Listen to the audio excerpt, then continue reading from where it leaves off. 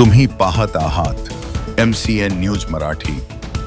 Jalgaon Jamod police station हद्दीतील सुनगावच्या एका राहत्या घरून जळगाव जामोद पोलिसांनी छापा टाकून 1,02,583 रुपयांचा प्रतिबंधित गुटखा जप्त केला असून या कारवाई दरम्यान आरोपी मात्र पोलिसांना चकमा देऊन फरार झाल्याचे वृत्त प्राप्त झाले आहे।